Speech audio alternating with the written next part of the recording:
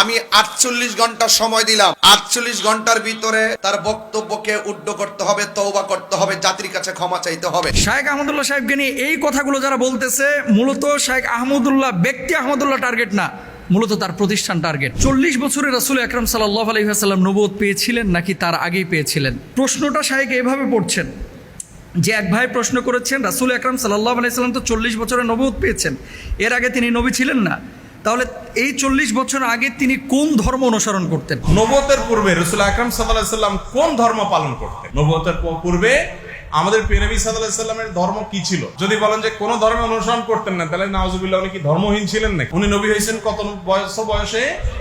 40 বছর বয়সে। তাহলে 40 বছর বয়স মানে তো জীবনের মূল টাইমটা প্রায়।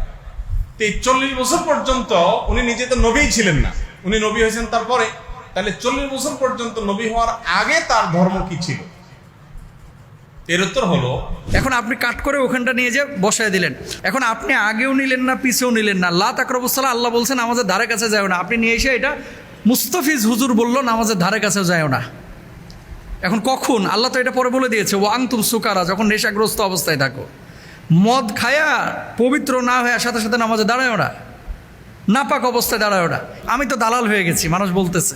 এক দালাল বলতেছে মুখটা বাঁকা কইরা, হ্যাঁ তুমি কি করছো? হ্যাঁ, কতজন তো আমাকে নিয়ে কত কথা বলতেছে।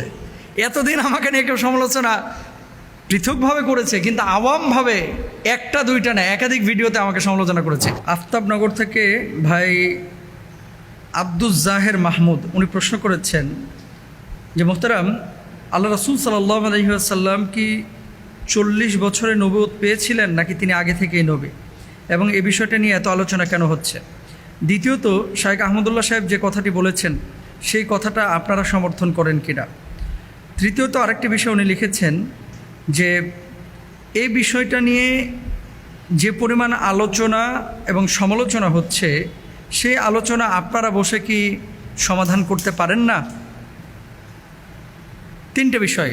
আমি শেষ বিষয়টা নিয়ে আগে কথা বলবো যে আপনারা সমাধান করতে পারেন কিনা। দেখেন, কিছু কিছু বিষয় হাদিসে একাধিক বর্ণনা আছে, যেই বর্ণনাগুলো একাধিক থাকার কারণে সাহাবী রিদওয়ানুল্লাহি আনহুম আজমাইনদের জামানা থেকেই কিন্তু এই মতবিরোধগুলো চলে আসছে।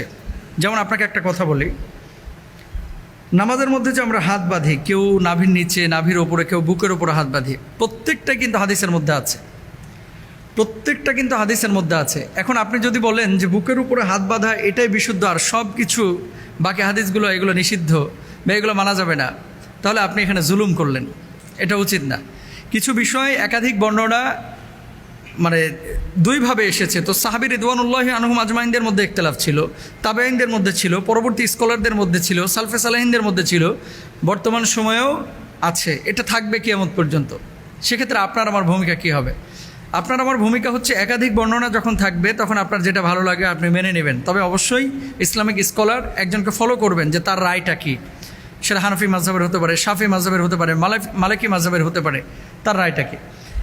2 নম্বর বিষয়, 40 বছরে রাসূল আকরাম সাল্লাল্লাহু আলাইহি ওয়াসাল্লাম নবুয়ত পেয়েছিলেন নাকি তার আগেই পেয়েছিলেন? এই কথাটা মূলত শায়েখ আহমদুল্লাহ সাহেবের যে মূল ভিডিওটা, সম্ভবত উনি এই যে চাঁদনি চক বা এই যে নিউ মার্কেটের ওখানে যেই একটা মাহফিল হয় কোন মসজিদে যেন, ওখানে সওয়াল জবাবের মধ্যে যে ভিডিওটা, মূল ভিডিওটা দেখেন। আমাদের কাছে কোনো শ্রোতা যখন প্রশ্ন করে, এই যে আজকে যে প্রশ্ন উত্তর দিচ্ছি, শ্রোতারা যখন প্রশ্ন করে আমরা কিন্তু প্রথমেই প্রশ্নটা আপনাদের সামনে পড়ে নিই। ইভেন এই যে আব্দুল জাহের মাহমুদ যে প্রশ্নটি করেছে, এই প্রশ্নটাও কিন্তু আমি পড়লাম। কোরআনুল কারিমে আল্লাহ কি বলছে, একটা উদাহরণ দিয়ে আরও ক্লিয়ার হবেন। লা তাকরাবুস সালাহ, নামাজের ধারে কাছেও যায় না। এখন আপনি আগেও নিলেন না, পিছেও নিলেন না। লা তাকরাবুস সালাহ, আল্লাহ বলছেন নামাজের ধারে কাছে যায় না, আপনি নিয়ে এসে এটা মুস্তাফিজ হুজুর বলল নামাজের ধারে কাছেও যায় না। এখন কখন? আল্লাহ তো এটা পরে বলে দিয়েছে, ও আনতুম সুকারা, যখন নেশাগ্রস্ত অবস্থায় থাকো, মদ খায়া পবিত্র না হয়ে সাথে সাথে নামাজে দাঁড়ায় ওরা, নাপাক অবস্থায় দাঁড়ায় ওরা। এখন আপনি কাট করে ওখানটা নিয়ে যে বসায় দিলেন। সুযোগ সন্ধানী যারা আছে সোশ্যাল মাধ্যমে, আমার লেকচার বলেন, আহমদুল্লাহ সাহেবের লেকচার বলেন, আব্দুল্লাহ সাহেবুল্লাহের লেকচার বলেন, XYZ যে কোনো স্কলারের লেকচার কেটে কেটে অনেকভাবে কিন্তু উপস্থাপন করা যায়। একটা পজিটিভ বিষয়কে কিন্তু নেগেটিভলি উপস্থাপন করা যায়। আর যে ভদ্রলোক এই কথাগুলো নিয়ে আজকে আলোচনা করতেছে, শায়েখ আহমদুল্লাহ সাহেবের মূল ভিডিওটা কী ছিল আপনারা দেখবেন, এখন ইউটিউবে আছে। প্রশ্নটা শায়েখ এভাবে পড়ছেন যে এক ভাই প্রশ্ন করেছেন, রাসূল আকরাম সাল্লাল্লাহু আলাইহি সাল্লাম তো 40 বছরের নবুয়ত পেয়েছেন, এর আগে তিনি নবী ছিলেন না, তাহলে এই 40 বছর আগে তিনি কোন ধর্ম অনুসরণ করতেন? তাহলে কি আল্লাহ রসুল কোনো ধর্মের অনুসরণ করতেন না, নাকি অনুসরণ করতেন? অনুসরণ করলে কার ধর্ম অনুসরণ করেছেন? আমরা জানি যে ইব্রাহিম আলাইহিস সালাতু ওয়াস সালামের দিন ধর্ম আল্লাহ রসুল সাল্লাল্লাহু আলাইহি সাল্লাম অনুসরণ করেছেন। তাহলে শায়েককে প্রশ্ন করা হয়েছে, সেই প্রশ্নটা মানে শায়েক ওখানে উপস্থাপন করেছেন যে আল্লাহর রাসূল 40 বছর তো নবুয়ত পান নাই, প্রশ্নটা এভাবে করাছে, সেই প্রশ্নটা শায়েক পড়েছে মাত্র, কাট করে নিয়ে যে ওই জায়গাটা ওখানে বসানো হয়েছে। আর এটা নিয়ে আমাদের ভাইয়েরা গোটা দেশ উত্তাল করে ফেললো। জ্ঞানী মানুষের একটা বিষয় কি জানেন, যে সবসময় তর্কে জড়ায় না, ঝগড়া বিবাদে জড়ায় না, কারণ যেই গাছে যত ফল বেশি সেই গাছটা তত নত বেশি। এই যে আম বড় বড় দেখবেন গাছের উপরে ধরে আছে, যত বেশি আম গাছটা তত নত। এত কথা শাইখ আহমদুল্লাহ সাহেবকে নিয়ে বাংলাদেশে হলো, আমি তো দালাল হয়ে গেছি, মানুষ বলতেছে, কতজন তো আমাকে নিয়ে কত কথা বলতেছে। এতদিন আমাকে নিয়ে কেউ সমালোচনা পৃথকভাবে করেছে, কিন্তু আওয়ামভাবে একটা দুইটা না, একাধিক ভিডিওতে আমাকে সমালোচনা করেছে। যে ভাই আমার নিয়ে গালমন্দ করেছে, সমালোচনা করেছে, আমি তার জন্য দোয়া করি, আল্লাহ তাকে হেদায়েত দান করুক, আল্লাহ তাকে মাফ করে দেয়। তার ব্যাপারে আমার কোনো আক্রোশ নাই, বিদ্বেষ নাই। কিন্তু শাইখ আহমদুল্লাহ বাংলাদেশের একটা অ্যাসেট। আহমদুল্লাহরা প্রতি বছর জন্ম নেয় না। আমি মুস্তাফিজ না থাকলে দেশের জাতির দিনের অতটা ক্ষতি হবে না। একজন শাইখ আহমদুল্লাহ না থাকলে এ দেশের, এ জাতির, এ দিনের অনেক বড় ক্ষতি হবে, অনেক বড় ক্ষতি হবে, অনেক বড় ক্ষতি হবে। সুতরাং শাইখ আহমদুল্লাহ সাহেবকে নিয়ে এই কথাগুলো যারা বলতেছে, মূলত শাইখ আহমদুল্লাহ ব্যক্তি আহমদুল্লাহ টার্গেট না, মূলত তার প্রতিষ্ঠান টার্গেট। কারণ মানুষজন যাতে করে এই প্রতিষ্ঠানটার উপরে প্রশাসনিক নজরদারি নিয়ে এসে প্রতিষ্ঠানটাকে বন্ধ করতে পারে। কারণ কি, মানুষের ভিতরে একটা গ্রহণযোগ্যতা তৈরি হয়েছে। আপনি বিদেশে যান, আউল বাউল ফাউল যারা নাচানাচি গাওয়াগাওয়ি করে, তাদের ইমেজটা কি? বর্তমান জেনারেশনের যুবকদের কাছে তাদের ইমেজটা কি? আর শাইখ আহমদুল্লাহর ইমেজ কি? মিজানুর রহমান আজহারের ইমেজ কি? আমি যে কথাটি বলতে চাচ্ছি, ফুল ভিডিওটা আগে দেখেন, তারপর আপনারা সিদ্ধান্ত নিন। এবার আসেন দলিল। বলা হচ্ছে কি, যে কেউ যদি নবীজিকে বলে যে 40 বছরে আল্লাহ রাসূল সাল্লাল্লাহু আলাইহি ওয়াসাল্লাম নবুয়ত পেয়েছেন, তার আগে যদি কেউ বিশ্বাস না করে সে কাফের হয়ে যাবে। যদি এই কথা কেউ বলে, তাহলে আনাস ইবনে মালিক রাদিয়াল্লাহু তাআলা আনহু এবং আব্দুল্লাহ ইবনে আব্বাস রাদিয়াল্লাহু তাআলা আনহুমা তাদের কথা অনুসারে সেই মানে কাফেরের খাতায় তাদের নাম উঠে যায়। নাউযুবিল্লাহি মিন যালিক। কেন বলি? বুখারী শরীফের হাদিস। আনাস ইবনে মালিক রাদিয়াল্লাহু তাআলা আনহু কি বলছেন? আল্লাহ রাসূল সাল্লাল্লাহু আলাইহি ওয়াসাল্লামের 1 বছরও না 2 বছর না 10টা বছর তিনি খেদমত করেছেন। তিনি বলছেন, আল্লাহ সুবহানাহু ওয়া তাআলা রাসূল আকরাম সাল্লাল্লাহু আলাইহি ওয়াসাল্লামকে নবুয়ত দিয়েছেন বাসাহুল্লাহু আলা রাসিহি 40 সানাতান।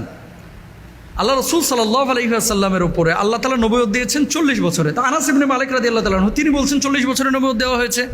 তাহলে যারা বলতেছে যে 40 বছরে আল্লাহ নবীকে নবুয়ত দেওয়া হয়েছে, তাহলে সেই কথা অনুসারে আনাস ইবনে মালিক রাদিয়াল্লাহু তাআলা আনহুর উপরে তো সেই অপবাদ যায়। নাউযুবিল্লাহ। আব্দুল্লাহ ইবনে আব্বাস রাদিয়াল্লাহু তাআলা আনহুমা তিনি বলছেন যে আল্লাহ রাসূল সাল্লাল্লাহু আলাইহি ওয়াসাল্লামের উপরে 40 বছরের নবুয়ত এসেছে। আল্লাহ রাসূল সাল্লাল্লাহু আলাইহি ওয়াসাল্লাম আরেকটা হাদিসের মধ্যে কি বলছেন দেখেন, যে ইন্নী লা আরিফু হজরা। আল্লাহ রাসূল সাল্লাল্লাহু আলাইহি ওয়াসাল্লাম বলছেন যে আমি একটা পাথরকে জানতাম যে পাথরটা আমাকে কবলা আন ইউসাল্লিমা, আমাকে সালাম প্রদান করত, আন উবাসা নবুয়া, আমি নবুয়ত পাওয়ার আগেই এই পাথরটা আমাকে সালাম করতো। তো নবুয়ত পাওয়ার আগে পাথর আমাকে সালাম করতো। আল্লাহ রাসূল সাল্লাল্লাহু আলাইহি ওয়াসাল্লাম নিজে বলেছেন।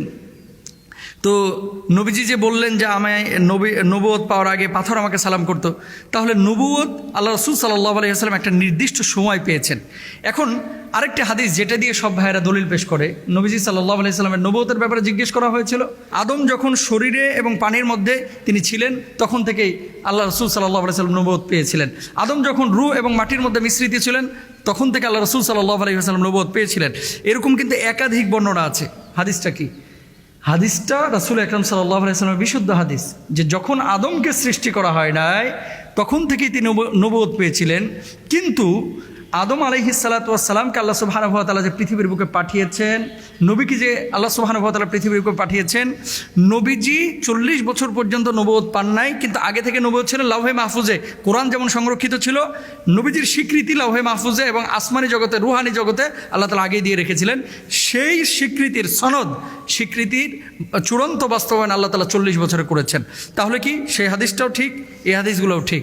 40 বছরে নবীজি নবুয়ত পেয়েছেন, এটা তো সিরাতের ম্যাক্সিমাম কিতাবের মধ্যে আছে, ম্যাক্সিমাম কিতাবের মধ্যে আছে। আমরা তো অস্বীকার করতেছি না সেই বিষয়টা, কিন্তু নবুয়ত 40 বছরে পেয়েছে, এটাকে কেউ যদি অস্বীকার করে কাফের হয়ে যাবে, ফাসেদ হয়ে যাবে, এই বিষয়টাতে আমরা একমত না, এটা অশুদ্ধ বিষয়।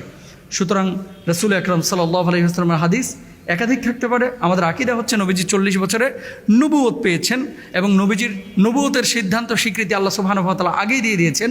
কিন্তু এটা নিয়ে বাড়াবাড়ি, ছাড়াছাড়ি, মারামারি, আর মূলত যদি উদ্দেশ্য হয়ে থাকে শায়েখ আহমদুল্লাহকে দমন করা, এই উদ্দেশ্যটা আসলে সফল হবে না।